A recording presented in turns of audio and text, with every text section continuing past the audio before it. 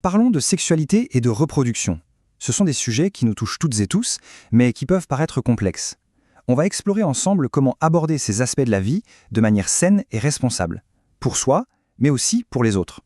La question qui va nous guider tout au long de cette analyse est simple, mais elle est vraiment fondamentale. Comment est-ce qu'on peut vivre une sexualité qui soit responsable, à la fois envers soi-même et envers les autres? C'est exactement ce qu'on va décortiquer ensemble.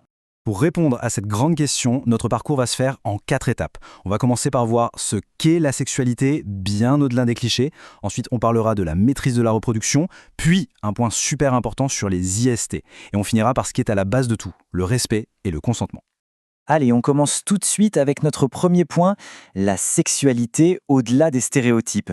Parce que pour bien comprendre le sujet, il faut d'abord définir de quoi on parle exactement. Alors, la sexualité, qu'est-ce que c'est au juste? Eh bien, c'est beaucoup plus que juste l'acte sexuel ou la reproduction. En fait, ça englobe tous les aspects d'une relation intime. Gardez en tête cette définition, qui est bien plus large et inclusive, c'est vraiment la première étape vers une approche plus responsable. Une fois qu'on a cette vision un peu plus globale, un aspect très concret se présente à nous, la maîtrise de la reproduction. Et c'est là bien sûr que la contraception joue un rôle absolument essentiel. On va commencer par une définition simple et claire. La contraception, c'est quoi? C'est l'ensemble des méthodes qui existent pour empêcher une grossesse s'il y a un rapport sexuel. C'est avant tout un outil de choix et de responsabilité. D'accord, mais comment ça fonctionne concrètement? En gros, il existe 3 grands mécanismes. Le premier, c'est de bloquer la production même des cellules reproductrices. C'est ce que fait la pilule, par exemple. Le deuxième, c'est de créer une barrière pour empêcher leur rencontre. Ça, c'est le rôle du préservatif. Et enfin, le troisième mécanisme, c'est d'empêcher l'implantation de l'embryon, comme le fait le stérilet, qu'on appelle aussi DIU. On peut en fait classer toutes ces méthodes en 2 grandes familles. D'un côté, il y a les méthodes dites chimiques ou hormonales qui vont utiliser des hormones.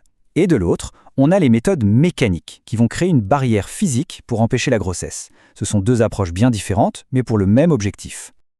Un point super important à clarifier, c'est la contraception d'urgence. Son nom dit tout, elle est réservée à des situations exceptionnelles. Un oubli de pilule, un préservatif qui se déchire. L'efficacité, c'est une vraie course contre la montre. Il faut la prendre le plus vite possible, idéalement dans les 3 jours. Mais attention, ce n'est en aucun cas une méthode de contraception régulière. Bon, si la contraception empêche les grossesses, elle ne protège pas toujours contre un autre risque majeur, les infections sexuellement transmissibles, les fameuses IST. Comprendre comment s'en protéger et comment protéger les autres, c'est une autre facette essentielle de la responsabilité. Prenons un premier exemple, la chlamydiose. C'est une infection causée par une bactérie.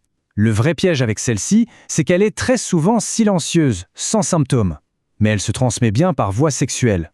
La bonne nouvelle, c'est qu'elle se traite très bien avec des antibiotiques. Autre exemple, l'herpès génital. Là, on ne parle plus d'une bactérie, mais d'un virus. La transmission est assez facile, par contact avec les muqueuses ou les sécrétions. On n'en guérit pas complètement, mais des traitements antiviraux existent pour gérer les crises et les symptômes. Et enfin, un troisième exemple, l'hépatite B.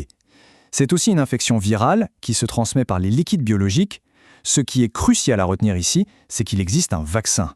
Et c'est un moyen de prévention extrêmement efficace.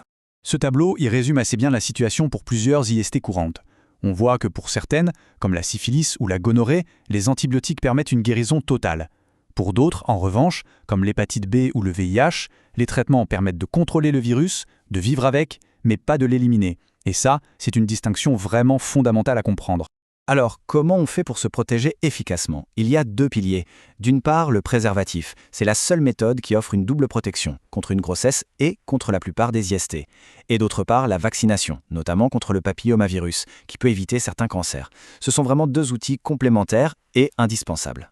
On a parlé de la santé physique, de contraception, d'IST, mais la sexualité responsable, ça repose sur un socle encore plus fondamental, le respect et le consentement. Ce sont les piliers non négociables de n'importe quelle relation saine. Cette citation résume parfaitement l'idée. La sexualité, c'est une activité intime qui engage la responsabilité des partenaires. Les mots-clés à retenir, ce sont intimité et responsabilité partagée. Ces affiches de sensibilisation sont très parlantes. Elles nous rappellent des vérités qui paraissent simples mais qui sont vitales. On peut tout à fait aimer quelqu'un et lui dire non. On peut désirer une personne, mais ça ne nous donne pas le droit de la toucher. Le message est clair, un non, c'est un non. Et un oui doit toujours être donné librement, sans aucune pression. Soyons donc très clairs sur ce que c'est le consentement. C'est un accord et il est obligatoire. Une personne qui ne consent pas, c'est quelqu'un qui dit non, ou qui n'est tout simplement pas en état de dire non. C'est un point qui n'est absolument pas négociable. Et faut le dire, sans cet accord, un acte sexuel est un crime, puni par la loi. Alors, pour résumer, si on devait tout rassembler, avoir une sexualité responsable, c'est quoi? Premièrement, c'est avoir le consentement de l'autre. Deuxièmement, c'est respecter l'autre. Troisièmement, respecter les orientations sexuelles de chacun. Et quatrièmement, bien sûr, se protéger et protéger son ou sa partenaire des IST. Ces 4 points sont totalement indissociables. En conclusion, la sexualité responsable, ce n'est pas juste une liste de règles à suivre. C'est une conversation. Une conversation honnête avec soi-même et une conversation honnête avec son ou sa partenaire. La question finale est donc toute simple, est-ce qu'on est prêt à avoir cette conversation ?